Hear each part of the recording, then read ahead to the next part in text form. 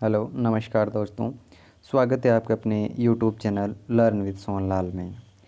आज हम बात करेंगे कक्षा 10 की एनसीईआरटी बुक की प्रश्नावली 1 वास्तविक संख्या की प्रश्नावली 1.1 पर।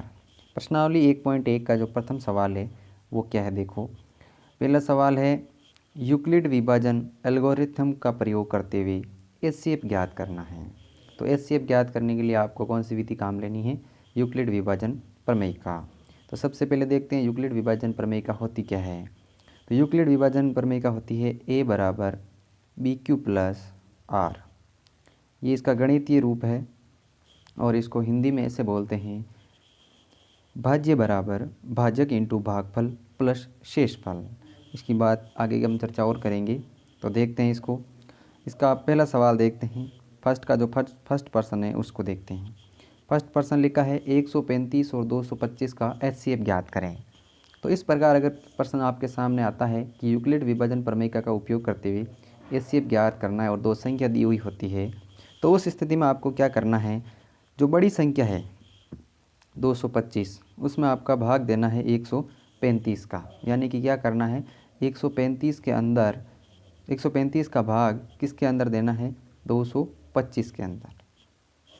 यानी कि बड़ी संख्या के अंदर छोटी संख्या का भाग देना है। देखते हैं इसमें, ये देखिए यहाँ पर क्या लिखा हुआ है। सबसे पहले तो है यूक्लिड विभाजन प्रमेय का प्रयोग, ए बराबर B Q plus R. Hindi में इसको बोलते हैं भाज्य बराबर भाजक इंटू भागफल पर शेषफल। तो जब हम 225 के अंदर 135 का भाग दे रहे हैं तो एक बार भाग जाता है और शेषफल कितना बचता है? 90। तो हम भाजक की जगह क्या लिख रहे हैं? 135। भागफल एक बार आता है इसलिए 1 प्लस शेषफल कितना बचता है? 90। फिर क्या करना है? जो शेषफल बचा है 90, इसका भाग देना है किस में? 135 में। 90 का भाग किस में देना है? 135 में। जब 90 का भाग 135 में देंगे तो भाग जाएगा आपकी एक बार। देखिए यहाँ पर, तो 135 में 90 का भाग एक बार गया, शेषफल कितने बच गए? 45। अब जो शेषफल बचे हैं 45, इसका किस में भाग देना है? 90 में। जब 45 का भाग 90 में देंगे तो आपके भाग जाएगा दो बार, क्योंकि 45 इंटू 2 कितने होते हैं? 90। जब भाग पूरा पूरा चला जाता है और शेषफल जब जीरो बच जाता है तो क्या लिखा हुआ है? जहाँ हमें आर बराबर जीरो प्राप्त हो जाता है, हल करना बंद कर देते हैं। और जो बी है, बी का मान कितना है? 45। यही इसका क्या माना जाता है? एचसीएफ माना जाता है। तो दोस्तों इस प्रकार के प्रश्नों में सभी में ऐसा ही करना है। देखो अगला सवाल है, सेकंड सवाल में भी आपको ऐसा ही करना है। 196 का भाग किस में देना? पहले 38,220 में देना है। 220 में देने के बाद देखिए आप कितनी बार जाएगा? 195 बार जाएगा। फिर शेषफल कितना बच जाएगा? सीधा ही इसमें जीरो बच जाएगा। तो जहाँ पर शेषफल जीरो बच जाता है, जहाँ पर ये जो संख्या लिखी हुई होती है वही क्या होता है? आपके एचसीएफ होता है। तो एचसीएफ क्या हो जाएगा? 196। इस प्रकार ये सारे प्रश्न आप सॉल्व कर सकते हैं। दूसरे प्रश्न की बात करते हैं। दूसरे प्रश्न में लिखा है कि दर्शाइए कि कोई धनात्मक विषम पूर्णांक 6q+1 या 6q+3 या 6q+5 के रूप में व्यक्त किया जा सकता है। किसी विषम धनात्मक पूर्णांक को इसके रूप में व्यक्त किया जा सकता है। तो देखते हैं इस सवाल को। सबसे पहले देखते हैं कि आपको सिद्ध क्या करना है। तो सिद्ध करने वालों में क्या लिखा हुआ है कि ए बराबर आपको सिद्ध करना है कि 6q+1 6q+3 या 6q+5 होता है।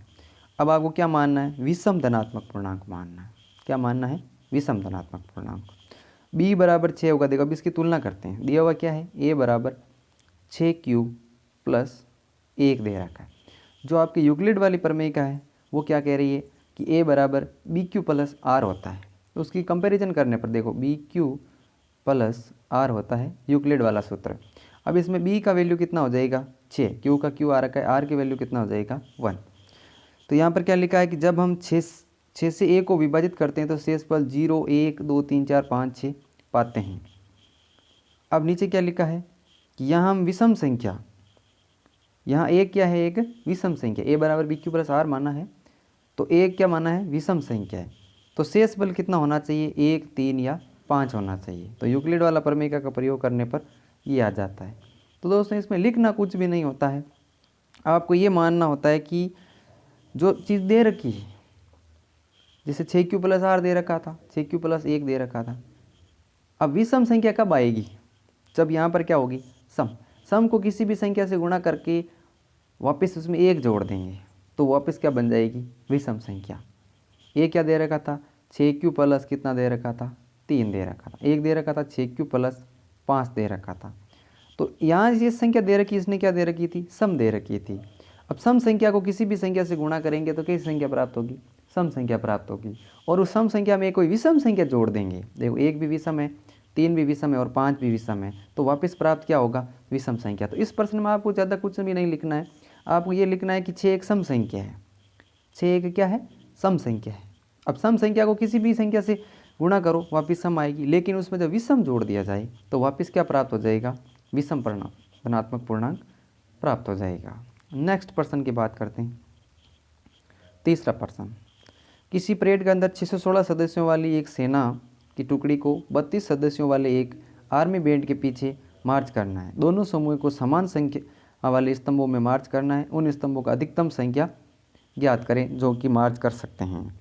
तो देखो इसमें आपको क्या पूछा है, 32 संख्याओं वाले एक आर्मी बैंड के पीछे मार्च करता है। तो इसमें भी आपको एचसीएफ निकालना है। किस किस का निकालना है, दो संख्या दे रखा है 616 और 32 का। तो 616 और 32 का एचसीएफ निकालने के लिए आप यूक्लिड वाला सूत्र काम ले सकते हो।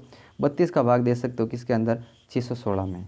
जब आप 32 का भाग 616 में देते हो यूक्लिड वाले सूत्र के हिसाब से तो आपके भाग जाता है 19 बार और पीछे कितने बचते हैं, शेषफल। इसका जो शेषफल बचता है, शेषफल का वापस भाग इसमें दे दो 32 के अंदर। जब आप शेषफल का भाग 32 में दोगे तो शेष भाग जाएगा 4 बार और शेषफल कितना बचेगा, 0।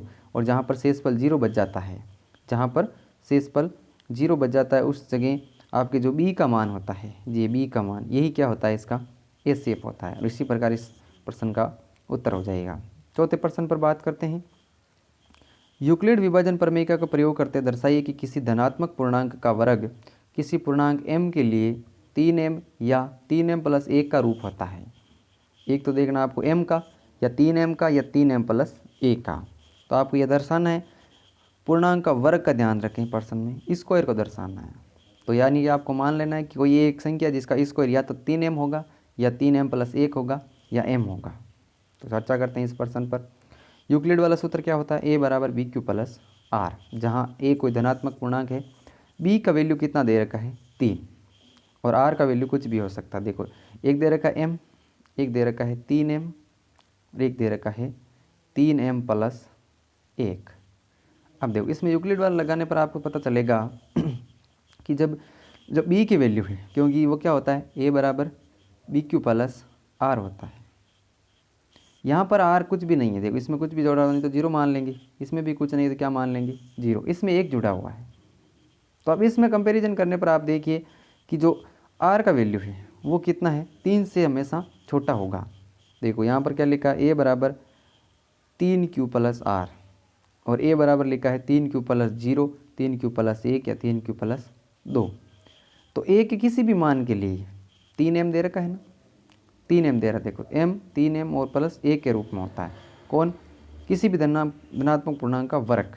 अब देखो m का वर्ग करोगे तो क्या आएगा, वापस m ही आएगा। और 3m स्क्वायर का 3m का स्क्वायर करोगे वापस क्या आएगा, 3m स्क्वायर, 9m स्क्वायर आएगा, आएगा कि नहीं आएगा। वापस इसका भी स्क्वायर करोगे तो वापस क्या आ जाएगा, यही आ जाएगा। इस प्रकार ये प्रश्न थे। अब देखो मैं इनका अलग अलग स्कोर करते हैं। सबसे पहले किसका स्कोर करते हैं, 3m वाले का। 3m वाले करोगे तो 9m स्क्वायर आ जाएगा। 3m प्लस 1 वाले का करोगे तो 3m में ये आ जाएगा, और 3m प्लस 2 वाले का करोगे तो ये आ जाएगा। लेकिन लास्ट में जब आप इसको कॉमन लेके करोगे तो वापस यही आएगा। देखो ये थे दोस्तों आज की 5 प्रश्न। और अंतिम प्रश्न की बात कर लेते हैं, 5वां प्रश्न।